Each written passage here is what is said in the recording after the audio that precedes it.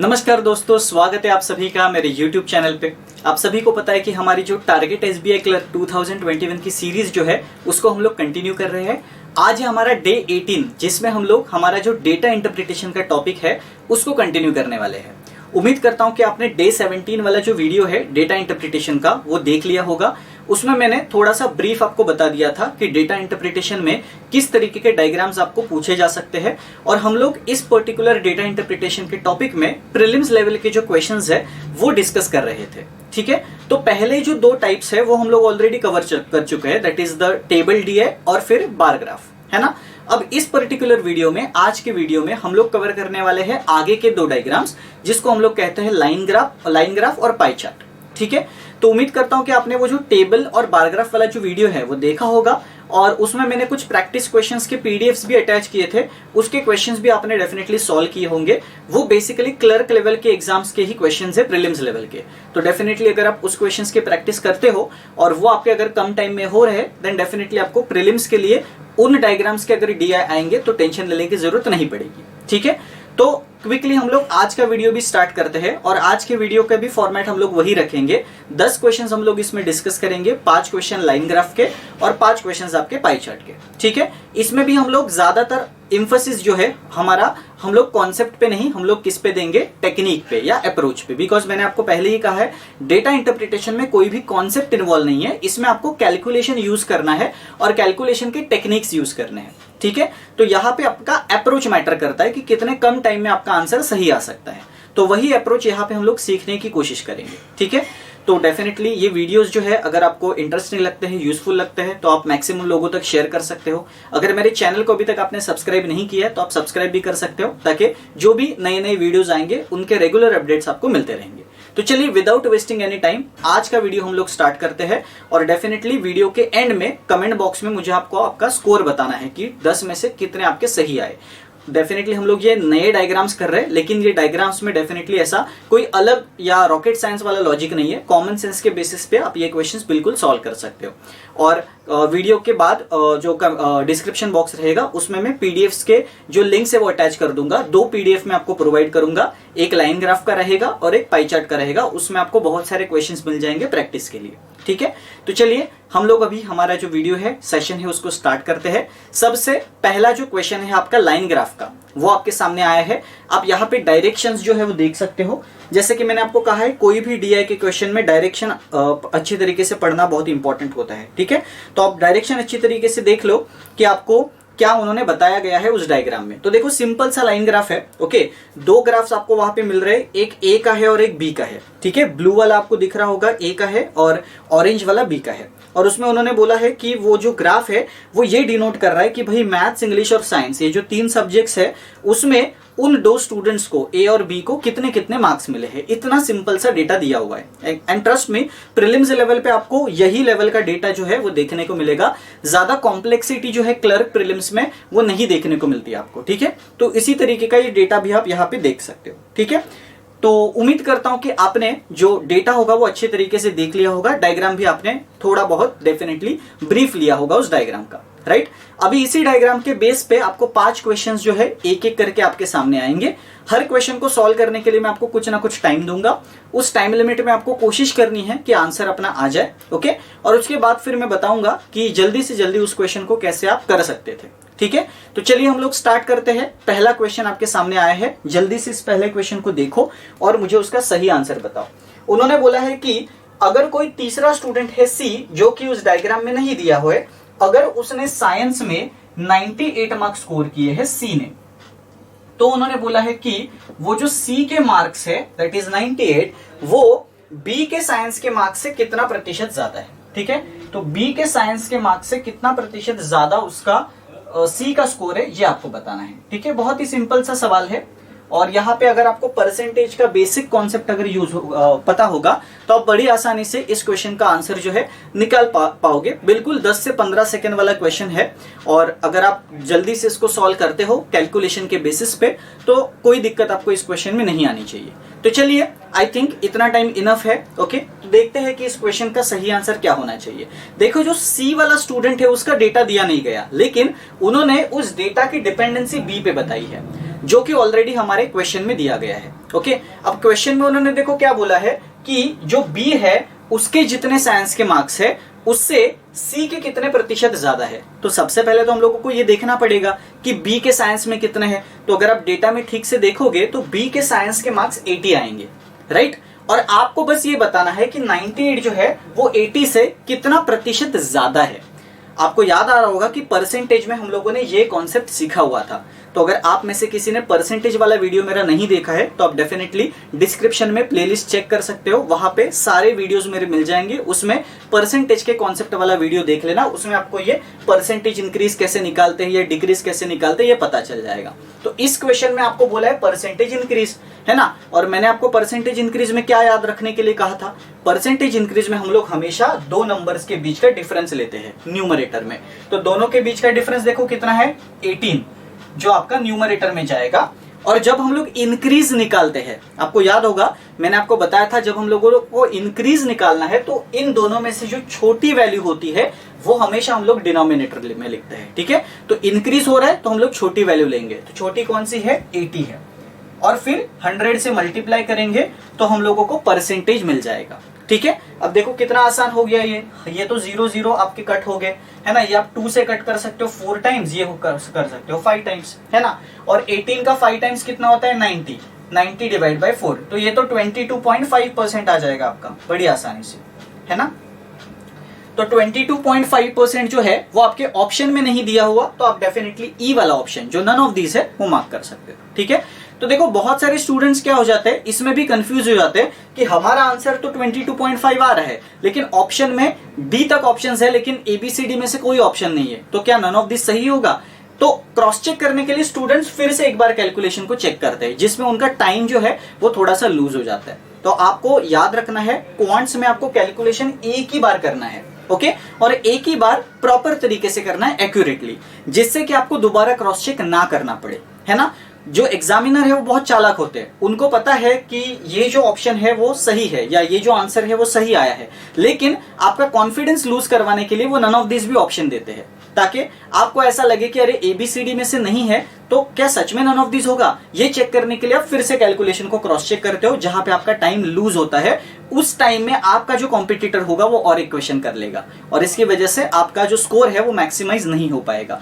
तो इसीलिए जब भी आप प्रैक्टिस करोगे तो कोशिश करना कि एक ही बार में आपका कैलकुलेशन एक्यूरेट हो, आपको फिर से कैलकुलेशन चेक करने की जरूरत ना पड़े, ठीक है। तो उम्मीद करता हूं कि इस फर्स्ट क्वेश्चन का आंसर सभी को आया होगा 22.5%, जो कि ई ऑप्शन होगा, नन ऑफ दिस, ठीक है। तो फर्स्ट क्वेश्चन इज डन। तो चलिए हम लोग अभी करते हैं सेकंड क्वेश्चन। सेकंड क्वेश्चन आपके सामने है, जल्दी जल्दी सेकंड क्वेश्चन को देखिए और मुझे बताइए कि सही आंसर क्या होगा। बहुत ही आसान तरीके का सवाल है, आपको एवरेज पूछा है। जैसे मैंने आपको कहा था कि प्रीलिम्स लेवल के आपके जो क्वेश्चंस होते हैं उसमें अक्सर आपको एवरेज, रेशो, परसेंटेज, बस यही बातें घुमा फिरा के पूछी जाती है। जैसे यहाँ पे भी आप देख सकते हो, पहला क्वेश्चन परसेंटेज का पूछ लिया, यहाँ पे एवरेज का पूछ लिया, ठीक है। अब एवरेज में उन्होंने क्या बोला है देख लो, ए और बी का इंग्लिश के स्कोर का एवरेज बोला है, जो कि बहुत आसान है। अगर आप ग्राफ में देखोगे तो ए और बी का इंग्लिश का जो स्कोर है वो आपको मिल जाएगा और उसका बस आपको एवरेज लेके सही आंसर को टिक मार्क करना है, ठीक है। तो चलिए जल्दी जल्दी आंसर्स जो है वो मुझे बताइए कि क्या आंसर्स आपके आ रहे हैं। इतना टाइम काफी है, डिस्कस करते हैं सही आंसर क्या है। देखो ए और बी के जो इंग्लिश के मार्क्स है वो है आपके 84 और 24, अगर आप ग्राफ में देखोगे तो, जो कि ऑलरेडी ग्राफ में डायरेक्टली दे के रखा है ना। और उनका एवरेज मतलब डिवाइड बाय 2 होगा। अब आप अगर ये एडिशन कर सकते हो तो आपका आंसर आराम से आएगा। तो एडिशन तो आप माइंड में भी कर सकते थे, इनका जो टोटल है वो तो 108 आएगा और 108 को 2 से डिवाइड करोगे तो बड़ी आसानी से 54 आ जाएगा, है ना। तो उसका जो एवरेज है वो करेक्ट होगा 54, दैट्स इट। देखा आपने कितना आसान था, है ना। इस तरीके के क्वेश्चन अगर आएंगे तो जाहिर सी बात है डेफिनेटली आप 2 से 2.5 मिनट में 5 क्वेश्चंस करके आ सकते हो, ठीक है। तो उम्मीद करता हूं कि second question is done. Next question करते हैं थर्ड वाला। थर्ड वाला क्वेश्चन आपके सामने है, जल्दी से थर्ड वाले क्वेश्चन को भी अच्छी तरीके से देख लीजिए। उन्होंने क्वेश्चन का लेंथ थोड़ा सा बढ़ा दिया है थर्ड वाला, लेकिन जैसे मैंने आपको कहा क्वांट्स में क्वेश्चन का लेंथ जितना बड़ा होगा उतना ही वो क्वेश्चन आसान होगा सॉल्व करने के लिए, ठीक है। तो देखो थर्ड में उन्होंने बोला है कि अगर मैथ्स इंग्लिश साइंस सबके मैक्सिमम मार्क्स 100 है तो what are the aggregate percentage marks obtained by the B in the given 3 subjects. मतलब बी के आपको एग्रीगेट परसेंटेज मार्क्स चाहिए, ठीक है। तो बी के आप सारे देख लो जो कि ऑरेंज वाला है ना। तो बी को आपको मिला है 36 जो कि आपका मैथ्स का स्कोर है। इंग्लिश में उसको 84 मिला है, तो इंग्लिश में वो थोड़ा सा अच्छा है तो ज्यादा मार्क्स मिले हैं। मैथ्स में एज यूजुअल ज्यादातर स्टूडेंट्स नहीं अच्छा परफॉर्म कर पाते, तो इसने भी नहीं किया है बी वाले ने। और उसको साइंस में मिले हैं 80, तो साइंस में भी वो अच्छा खासा स्टूडेंट रहा है। ओके, तो ये 3 मार्क्स तो आपको ऑलरेडी दे दिए गए हैं, है ना। बस आपको क्या करना है, इन 3 मार्क्स का एवरेज निकालना है, ठीक है। अब सिंपल सी बात है, आपको पता है कि जो मैक्सिमम मार्क्स है वो तो 100 है ना। तो अभी तक उम्मीद करता हूं कि सभी स्टूडेंट्स का आंसर आ गया होगा। अगर आप इस क्वेश्चन में देखोगे तो इसमें आपको ऑलरेडी जो 3 सब्जेक्ट्स है बी के, उसके सारे मार्क्स दे के रखे, दैट इज 36, 84 एंड 80। ओके, और इसी का आपको एग्रीगेट परसेंटेज पूछा है ना। एग्रीगेट परसेंटेज मतलब एवरेज वाला परसेंटेज, है ना। लेकिन उन्होंने आपको ये भी बोला है कि भाई सारे ही सब्जेक्ट्स के मैक्सिमम मार्क्स 100 है, तो उससे आपका काम तो और आसान हो गया। क्योंकि हम लोग जब परसेंटेज एज्यूम करते हैं तो वो भी 100 के ही टर्म्स में एज्यूम करते हैं, तो उसमें तो कोई टेंशन लेने वाली तो बात है नहीं, है ना। तो अगर 100% में से ही ये सब आए हैं तो ये भी तो 100 में से, ये भी 100 में से, सारे ही 100 में से, तो आपका जो एग्रीगेट परसेंटेज होगा वो तो यही होगा, क्योंकि इतने ही परसेंट मार्क उसको मिले हैं।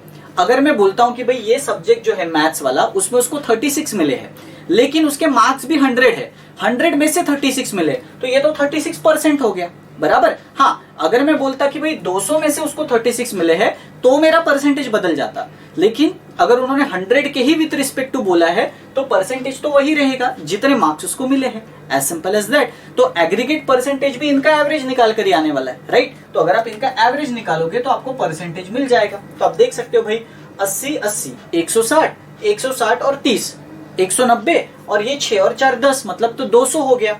तो ये हो गया 200/3, राइट। और ये परसेंटेज का आपको पूछा है ना, परसेंटेज में है ये। अब सिंपल है 200/3 परसेंटेज, तो परसेंटेज के बदले में मैं 2 0 लगा देता हूं आगे यहाँ पे, है ना। तो ये तो भाई 2 zeros तो कट हो गए, तो 2/3 बचा।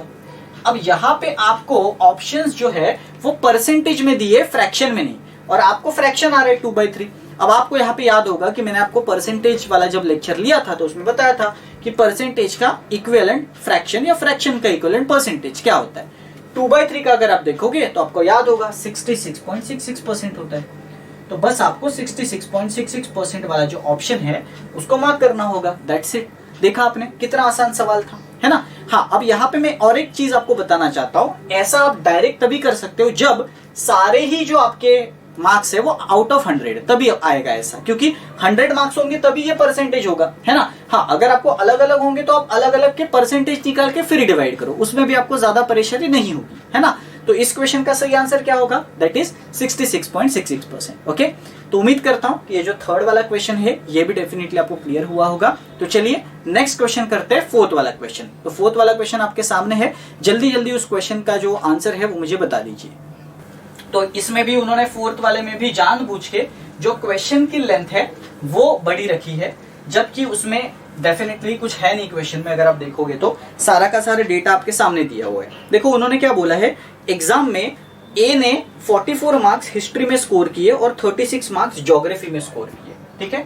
तो हिस्ट्री और ज्योग्राफी का डेटा जो डायग्राम में नहीं दिया है वो आपको क्वेश्चन में दिया है कि ए ने इन दोनों सब्जेक्ट्स में उतने उतने मार्क्स स्कोर किए हैं, दैट इज 44 एंड 36, ठीक है। उसके बाद उन्होंने बोला है कि उन्हीं 2 सब्जेक्ट्स में सी ने 25% ज्यादा मार्क्स स्कोर किए हैं then the B in the maths and English. मतलब बी को मैथ्स एंड इंग्लिश में जितने मिले हैं उससे 25% ज्यादा। तो सबसे पहले तो हम लोग नोट डाउन कर लेंगे कि बी ने भाई इंग्लिश और मैथ्स में कितने मार्क्स जो है वो स्कोर किए थे, ठीक है। तो डेफिनेटली बी का अगर आप इंग्लिश का स्कोर देखोगे तो 84 आपको दिखाई देगा, और मैथ्स का स्कोर देखोगे तो 36 आपको दिखाई देगा, बिकॉज बी जो है वो ऑरेंज वाला ग्राफ है, ठीक है। तो उतना डेटा अगर आपने लिखा होगा तो आपको वो समझ जाएगा। फिर आपको बोला है कि difference of the marks scored by C and A in history and geography.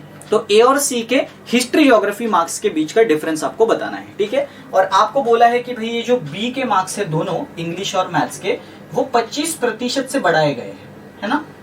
और वो उनके मार्क्स हो जा रहे हैं किसके, सी के, दैट इज सी के हिस्ट्री प्लस ज्योग्राफी के, ओके।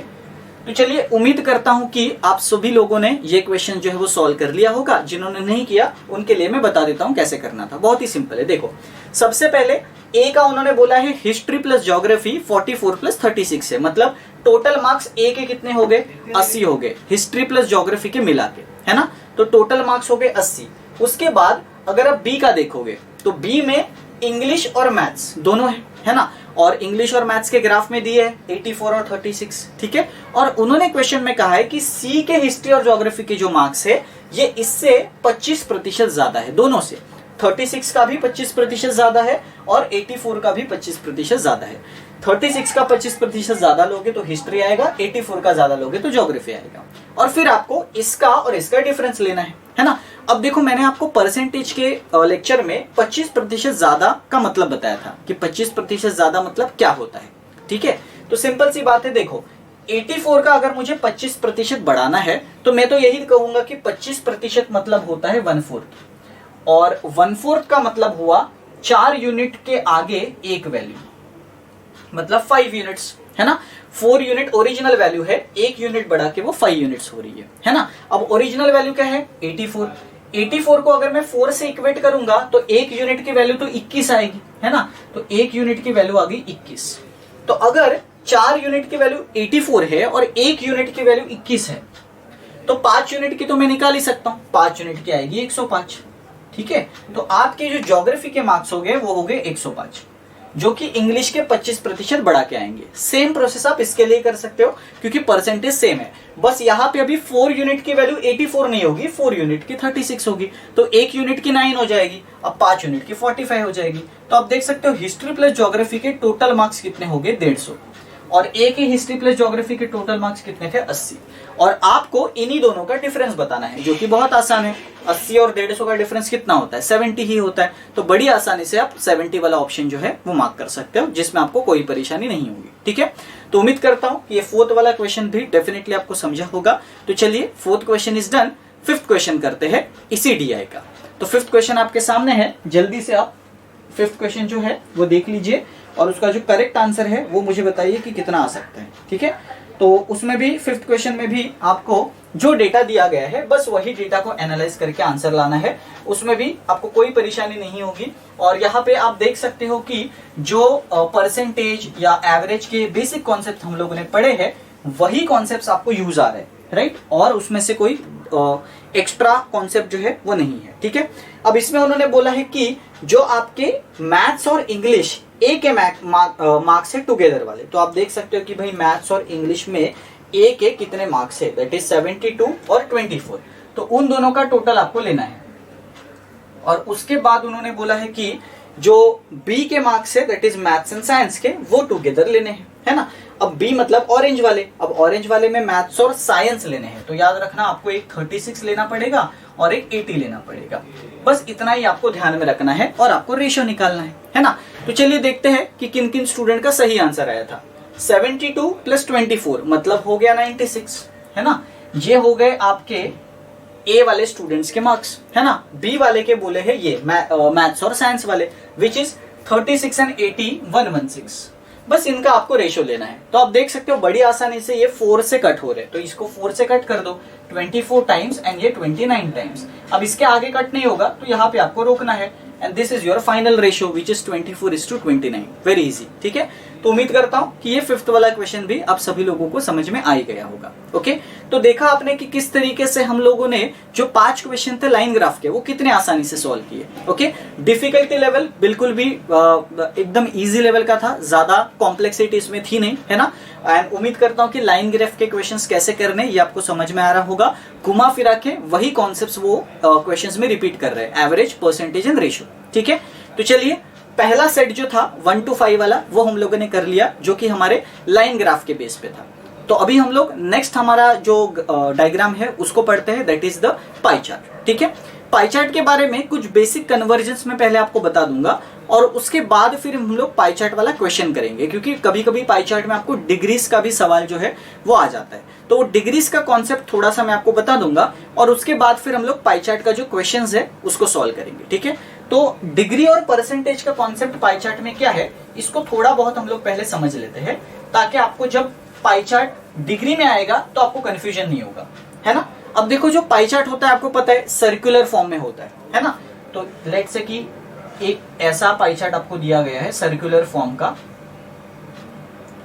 और दूसरा एक पाई चार्ट है, दोनों पाई चार्ट ही आपको दिए हुए हैं, लेकिन इसमें आपको जो डेटा है वो कभी कभी परसेंटेज में भी दिया जा सकता है और डिग्री में भी दिया जा सकता है, क्योंकि ये सर्कल है। ओके, तो लेट्स से कि यहाँ पे आपको परसेंटेज में दिया है 10%, लेट्स से 40%, है ना, देन 25% एंड 25%। अब ये टोटल मिला के आप देख सकते हो 100% हो गया, ठीक है।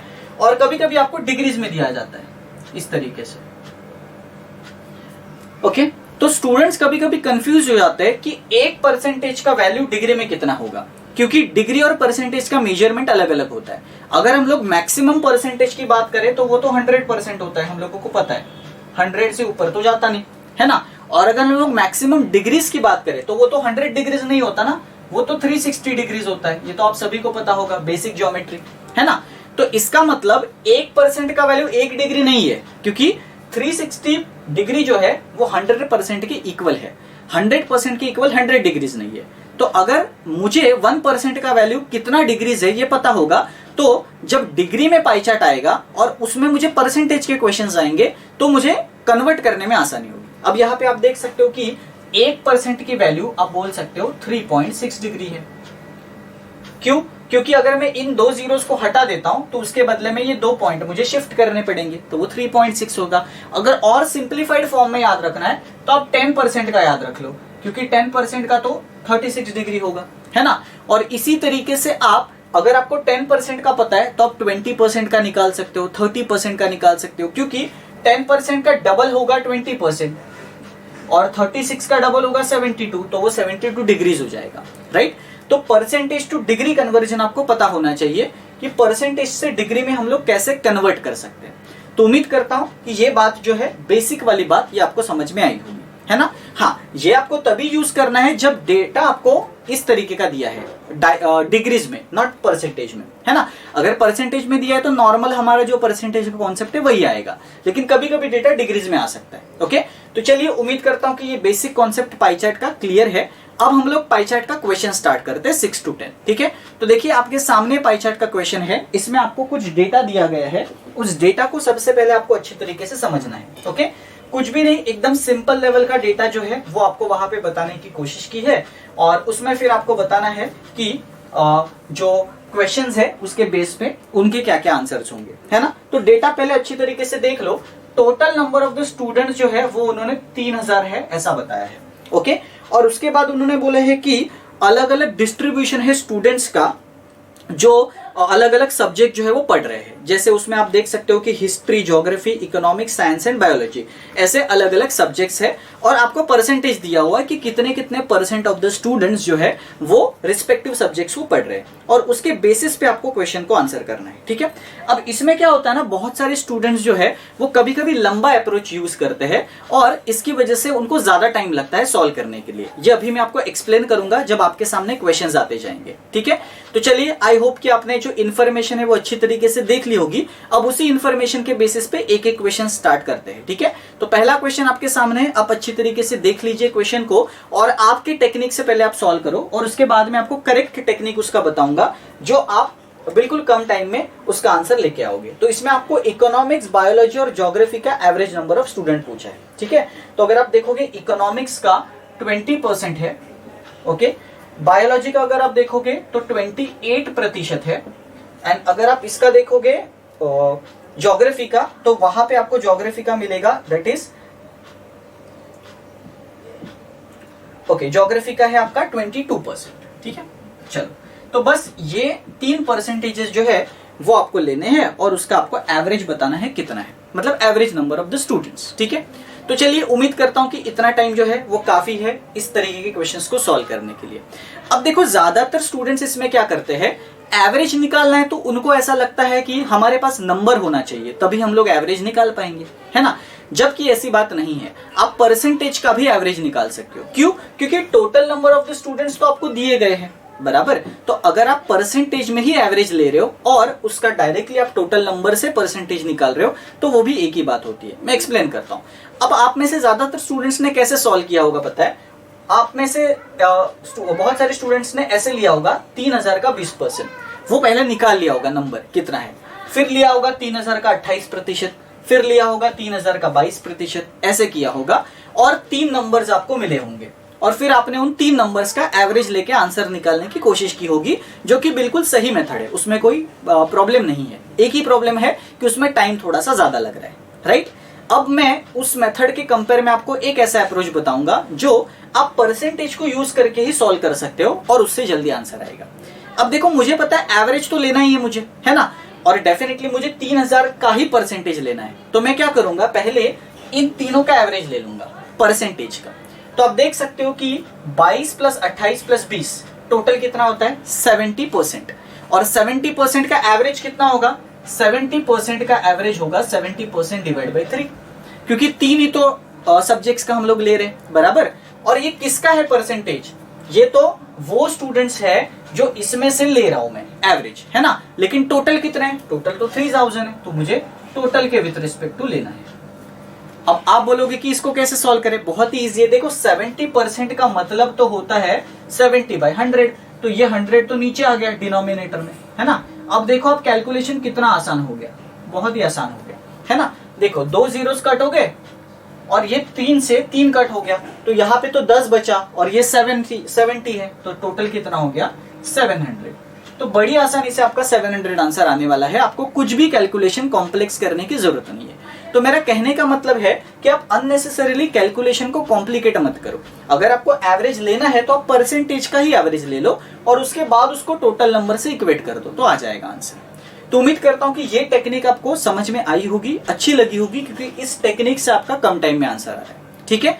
तो चलिए, फर्स्ट क्वेश्चन हम लोगों ने पाई चार्ट का कर लिया है, अब हम लोग सेकंड क्वेश्चन करते हैं। सेकंड क्वेश्चन आपके सामने है, इसमें भी आपको परसेंटेज के बारे में ही कुछ इन्फॉर्मेशन दी गई है। एंड अगेन ये क्वेश्चन ऐसा है जिसमें टेक्निक की जरूरत है, अगर आप नॉर्मल मेथड से करोगे तो ज्यादा टाइम लगेगा। तो आप जल्दी से सेकंड क्वेश्चन को अच्छी तरीके से देख लीजिए, सॉल्व कीजिए और उसका करेक्ट आंसर मुझे बताइए, ओके। तो इन्होंने बोला है कि 75% स्टूडेंट्स स्टडिंग इकोनॉमिक्स। तो मुझे पता है कि भाई 20% जो स्टूडेंट्स है वो इकोनॉमिक्स को स्टडी कर रहे हैं, और उसमें से उन्होंने बोला है 75% जो है वो एक एग्जाम में अपीयर्ड हो रहे हैं। सारे अपीयर्ड नहीं हुए, 20% में से 75% अपीयर्ड हुए, और उन्होंने बोला है कि उसमें से भी सिर्फ 80% जो है वही पास हो पाए। ये उन्होंने आपको इंफॉर्मेशन दे रखी है, ओके। तो आपको उन्होंने बोला है, आपको उन्होंने ये निकालने को कहा है कि फेल वाले कितने होंगे। बहुत ही आसान तरीके का सवाल है, लेकिन इस सवाल में भी बहुत सारे स्टूडेंट्स लंबा अप्रोच, लेंथी अप्रोच यूज करते हैं। तो चलिए, इतना टाइम इनफ था इस क्वेश्चन को सॉल्व करने के लिए। देखते हैं कि इस क्वेश्चन को आपको जल्दी से सॉल्व कैसे करना था। देखो, आपको इतना तो पता ही है कि 20% इकोनॉमिक्स के स्टूडेंट्स हैं 3000 में से, है ना। तो बहुत सारे स्टूडेंट्स पहले क्या करते हैं, 3000 का 20% निकाल लेते हैं और बोलते हैं कि हाँ 3000 का 20% मतलब 600 बच्चे इकोनॉमिक्स के हैं। उसमें से 600 में से फिर 75% अपीयर हुए, तो फिर वो 600 का 75% लेते हैं, विच इज 3/4, है ना। और बोलते हैं कि हाँ भाई 600 का 75% इतना इतना आएगा, तो इतने स्टूडेंट्स अपीयर हुए। अब वो जो नंबर आएगा उसका भी वो 80% लेते हैं और बोलते हैं कि हाँ इतने नंबर पास हो गए, और फिर फेल वाला निकालते हैं। लेकिन आप यहाँ पे देख सकते हो कि इसमें बहुत सारे लेवल्स है कैलकुलेशन के, अगर आप इस तरीके से करते हो तो अगर आपको आसानी से करना है तो आप क्या करो, इस परसेंटेज का ही परसेंटेज लेके जाओ, क्योंकि अल्टीमेटली जो लास्ट में रहेगा वही आपको 3000 से इक्वेट करना है। जैसे आपको पता है कि इकोनॉमिक्स के टोटल मिला के 20% ही है ना, और ये जो 75% अपीयर हो रहे हैं ये इन्हीं 20% में से अपीयर हो रहे हैं। तो अल्टीमेटली आपको 20% में से ही 75% निकालने हैं जो कि अपीयर होने वाले हैं। अब आपको पता होगा 75% का फ्रैक्शन होता है 3/4, है ना। तो आप डायरेक्टली 20% का 3/4 ले लो, जो कि आप माइंड में कर सकते हो। 20% का 3/4 कितना आएगा, 15%। इसका मतलब 20% में से 15% बच्चे अपीयर्ड हुए। समझ रहे हो आप, टोटल इकोनॉमिक्स के 20% बच्चे थे, उसमें से 15% बच्चे जो है वो अपीयर्ड हो गए, है ना। अब उन्होंने ये बोला है कि जितने अपीयर हुए उसमें से भी 80% ही पास हो पाए। अब आपको 80% का भी फ्रैक्शन पता होगा, जो कि होता है 4/5 80/100, है ना। अब आप अगर 4/5 लोगे 15% का, तो अब देखो कितना आएगा, 12% आएगा। इसका मतलब मैं बोल सकता हूं कि 20% में से 12% ही पास हो पाए, क्योंकि 20% में से अपीयर तो 15% हुए थे, 5% लोगों ने तो अपीयर ही नहीं किया एग्जाम में, और जितनों ने अपीयर किया उसमें से 12% ही पास हो पाए, राइट। और उन्होंने बोला है फेल वाले निकालो। अब आप मुझे बताओ, अगर 15% लोगों ने एग्जाम दिया है और 12% पास हो गए, तो फेल कितने हुए? फेल तो 3% हुए, सिंपल सी बात है। लेकिन आपको उन्होंने परसेंटेज के टर्म्स में नहीं, नंबर के टर्म्स में बोला है, तो कोई बात नहीं, हम लोगों को तो टोटल नंबर पता ही है। तो 3000 में से 3% बच्चे ऐसे थे जो फेल हुए, तो 3% ऑफ 3000। तो ये परसेंटेज से 2 जीरो कट हो जाएंगे और 33 कितना होगा, 90। बड़ी आसानी से आपका आंसर आ जाएगा, है ना। तो आप देख सकते हो कि मैं ज्यादातर यहाँ पे नंबर्स निकालना अवॉइड कर रहा हूं, क्योंकि मेरा परसेंटेज से ही काम हो रहा है, और परसेंटेज से बहुत ही कम कैलकुलेशन में मेरा जो आंसर है वो निकल के आ रहा है। इसीलिए मैं कह रहा हूं कि अगर इस टेक्निक से आप करोगे तो आपका आंसर जल्दी आएगा, कैलकुलेशन भी आपको कॉम्प्लेक्स नहीं करना पड़ेगा और आप आंसर तक पहुंच जाओगे। तो उम्मीद करता हूं कि ये टेक्निक भी आपको डेफिनेटली समझी होगी कि परसेंटेज का यूज कैसे करना है, ठीक है। तो चलिए, हम लोगों ने सेकंड क्वेश्चन जो है वो कर लिया है। नेक्स्ट क्वेश्चन करते हैं थर्ड वाला जो आपके सामने है, ठीक है। तो थर्ड वाला आप जल्दी जल्दी देख लीजिए, थर्ड वाला इन द सेंस 8 वाला, क्योंकि हम लोग यहाँ पे 6 से 10 वाला सेट कर रहे हैं, ठीक है। तो 8 वाला क्वेश्चन आपके सामने है, जल्दी जल्दी क्वेश्चन का जो रिक्वायरमेंट है वो देख लीजिए और उसके अकॉर्डिंगली डेटा को आप प्रोसेस कीजिए, ओके।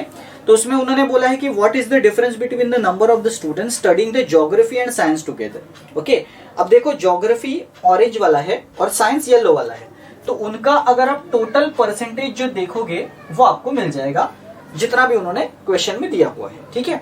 और उसके बाद उन्होंने बोला इकोनॉमिक्स और बायोलॉजी का ले लो, है ना। तो इकोनॉमिक्स और बायोलॉजी का परसेंटेज ले लेते हैं पहले, है ना, which is 20 and 28, which is 48% total. तो उन्होंने बोला है कि आपको जो बच्चे हैं उनका डेफिनेटली नंबर निकालना है, which is difference, okay, difference between the these two respective subjects, ठीक है। तो उम्मीद करता हूं कि अभी तक बहुत सारे स्टूडेंट्स ने जो आंसर है वो निकाल लिया होगा। देखते हैं कि सही आंसर क्या था, ओके। हम लोगों को पता है टोटल बच्चे जो है 3000 है, और जो उन्होंने पहले 2 सब्जेक्ट बताए थे, ओके, उसमें से डेफिनेटली अगर आप परसेंटेज का टोटल करोगे तो वो 37% बच्चे आएंगे, है ना। अब बहुत सारे स्टूडेंट क्या करते हैं, एक्चुअल परसेंटेज निकालने लगते हैं कि भाई हाँ, अगर 37% है तो भाई 3000 का 37% निकालो कि इतने नंबर हो गए, फिर 3000 का 48% निकालो और फिर माइनस करते। क्यों इतना करना है? अगर हम लोगों को पता है कि भाई टोटल नंबर सेम है तो परसेंटेज का ही डिफरेंस ले लो ना, वो ज्यादा अच्छा होगा। अल्टीमेटली नंबर में ही डिफरेंस चाहिए, तो नंबर में तो डिफरेंस उतना ही होगा जितना परसेंटेज में डिफरेंस होगा, बराबर है। तो अगर मैं पहले 2 सब्जेक्ट्स का टोटल करूं तो वो आएगा 37%, दूसरे 2 सब्जेक्ट्स का करूं तो वो आएगा 48%, और इन दोनों का डिफरेंस मुझे चाहिए तो ये तो आ गया 11%, है ना। लेकिन हम लोगों को परसेंटेज में नहीं चाहिए, टोटल नंबर में चाहिए। तो 3000 का आप 11% ले लो, जो नंबर आएगा वही आपका डिफरेंस होगा। अब परसेंटेज से 2 जीरोस कट होते हैं, तो 11 3 33 और 1 जीरो आगे लग जाएगा। कितना आसानी से आपका आंसर आ गया है, देखो 330, ओके। तो ये टेक्निक अगर आप यूज करोगे तो आपको बहुत ज्यादा फायदा होने वाला है एग्जाम में। और यहाँ पे आप देख सकते हो कि बहुत ही जल्दी विदाउट एनी कॉम्प्लेक्स कैलकुलेशन आपका आंसर आ रहा है, ठीक है। तो चलिए, उम्मीद करता हूँ कि 8th क्वेश्चन जो है वो क्लियर हो गया है। नेक्स्ट क्वेश्चन करते हैं 9th वाला जो आपके सामने है। जल्दी से 9th वाला क्वेश्चन जो है वो आप देख लीजिए, उसमें भी आपको इसी तरीके के टेक्निक्स को यूज करना है और आंसर आपका बहुत जल्दी आपको मिल जाएगा, ठीक है। तो देखते हैं कि 9th क्वेश्चन का जो आंसर है वो कौन कौन से स्टूडेंट जो है वो करते हैं, ओके। अब इसमें आपको रेशो की बात बोली है कि बायोलॉजी में जितने भी प्रतिशत बच्चे हैं उनमें 4:3 का रेशो है मेल और फीमेल का। ये इंफॉर्मेशन इन्होंने आपको देके रखी है। फिर उन्होंने बोला कि अगर ऐसा है then what is the difference between the male and the female in the biology subject, ठीक है। बहुत ही आसान तरीके का ये भी आपको क्वेश्चन दिया गया है, और ये भी क्वेश्चन जो है वो बिल्कुल 5 से 10 सेकंड वाला क्वेश्चन है। उससे ज्यादा समय आपको इस क्वेश्चन में नहीं लगना चाहिए। अगर आपको इससे ज्यादा समय लग रहा है, इसका मतलब आपका अप्रोच या टेक्निक जो है वो कहीं पे गलत है, आप लेंदी अप्रोच यूज कर रहे हो। तो चलिए, इनफ टाइम हो गया है, देखते हैं कि सही आंसर क्या होना चाहिए। देखो, आपको पता है 3000 टोटल बच्चे हैं, उसमें से 28% बायोलॉजी वाले हैं, है ना। और उन्होंने रेशो भी देके रखा है, तो पहले हम लोग परसेंटेज के टर्म्स में ही निकालते हैं कि भाई 28% में से कितने प्रतिशत मेल है, कितने प्रतिशत फीमेल है, ओके। तो तो अगर आप 4:3 देखोगे तो टोटल पार्ट तो 7 यूनिट का हो रहा है और यहाँ पे टोटल पार्ट कितना है 28%। तो मैं क्या बोल सकता हूँ कि 7 यूनिट 28% के बराबर है। यस, तो अगर 7 यूनिट 28% के बराबर है तो 1 यूनिट का वैल्यू कितना हुआ, 1 यूनिट का वैल्यू 4% हुआ। यहाँ पे 4 है तो ये मेल हो गए मेरे 16% और फीमेल्स हो गए आपके 12%। बहुत आसान है ना। तभी तो ये दोनों मिला के 28% हुए, है ना। अब आपको क्या बोला है, इन दोनों के बीच का डिफरेंस कितना है। अब आप मुझे बताओ, मेल अगर इतने हैं और फीमेल अगर इतने हैं तो परसेंटेज में डिफरेंस कितना आएगा, 4% का डिफरेंस आएगा, है ना, जो कि आपको टोटल पे लेना है। ओके, तो टोटल पे देखो कितना है 4% ऑफ 3000, 2 जीरो परसेंटेज से कट हो जाएंगे, 30 का 4 गुना 120। बहुत आसानी से आपका आंसर आ जाएगा। ओके, तो उम्मीद करता हूं कि ये क्वेश्चन भी क्लियर हुआ होगा। कितना आसान था आपने खुद देखा, है ना। अब इसमें भी स्टूडेंट्स क्या करते हैं, इसमें स्टूडेंट 3000 का 28% निकालते हैं, ठीक है, वो आता है 840। फिर 840 को इक्वेट करते हैं 7 से, मतलब 1 यूनिट का वैल्यू 120 आता है। फिर ये ले लेते हैं 480, ये ले लेते हैं 360 और उसके बाद डिफरेंस लेके बोलते हैं कि भाई 120 आएगा। इतना क्यों करना है, हम लोगों को पता है कि परसेंटेज में ही डिफरेंस है, तो वो स्टेप्स अवॉइड करके भी आपका सेम ही आंसर आएगा, 120 ही आएगा। उस मेथड से भी 120 ही आएगा, बट ज्यादा टाइम लग रहा है, तो कम टाइम वाला मेथड हम लोग यूज करेंगे, एज सिंपल एज दैट। तो उम्मीद करता हूं कि ये क्वेश्चन जो है 9th वाला वो भी क्लियर है। तो चलिए आज के सेशन का आखिरी सवाल जो है, या इस सेट का जो आखिरी सवाल है, वो करते हैं 10th वाला। तो 10th वाला आपके सामने है, जल्दी से उसका जो आंसर है वो मुझे बता दीजिए कितना आएगा। अगर उसमें भी आप देखोगे तो अगेन परसेंटेज का ही जो लॉजिक है वो आपको यूज करना है, ज्यादा डिफिकल्ट जो लॉजिक है वो आपको वहां पे नहीं मिलेगा, ठीक है। उसमें उन्होंने बोला है कि हिस्ट्री में जो टोटल बच्चे हैं, जितने भी परसेंटेज बच्चे हैं, उसमें से 20% जो बच्चे हैं वो फीमेल है, राइट। और दूसरे भी उन्होंने बोले हैं कि साइंस वाले जो बच्चे हैं उसमें 40% फीमेल है। तो साइंस वाले भी हम लोग परसेंटेज देख लेते हैं, साइंस एंड हिस्ट्री दोनों का परसेंटेज सेम है, 15-15%। बट उन्होंने बोला है कि जो हिस्ट्री वाले हैं, जो साइंस वाले हैं उसमें से 40% फीमेल है और जो हिस्ट्री वाले हैं उसमें से 20% फीमेल है। तो उन्होंने बोला अगर ऐसा है तो टोटल नंबर जो है वो मेल स्टूडेंट्स का कितना होगा, ये आपको बताना है, ठीक है। बहुत ही आसान सा सवाल है, ओके। और उम्मीद करता हूं कि अभी तक बहुत सारे स्टूडेंट्स का जो आंसर है वो आ गया होगा। इसमें भी आपको जो इजी वाला मेथड है, जो लेस कैलकुलेटिव मेथड है, उसी को यूज करना है, ओके। तो चलिए, उम्मीद करता हूं कि बहुत सारे स्टूडेंट्स का आंसर आ गया होगा। देखते हैं सही अप्रोच क्या है। देखो, आपको पता है हिस्ट्री और साइंस दोनों में परसेंटेज सेम है स्टूडेंट्स का। 3000 में से 15-15% बच्चे जो है वो हिस्ट्री और साइंस में बटे हुए हैं। अब उन्होंने क्या बोला, हिस्ट्री में जितने बच्चे हैं उसमें से 20% फीमेल्स है, राइट। तो क्या मैं बता सकता हूं कि इसमें मेल्स कितने होंगे, क्योंकि अल्टीमेटली मुझे मेल्स का ही नंबर उन्होंने पूछा हुआ है। तो हम लोग पहले परसेंटेज में मेल्स निकाल लेते हैं, राइट।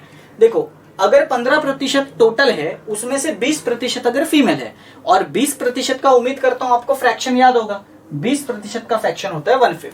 तो अगर मैं 15% का 1/5 लूंगा तो जाहिर सी बात है 3% आएगा, मतलब 3% फीमेल्स है, तो बचे हुए जो होंगे वो मेल्स होंगे, विच इज 12%। Very easy.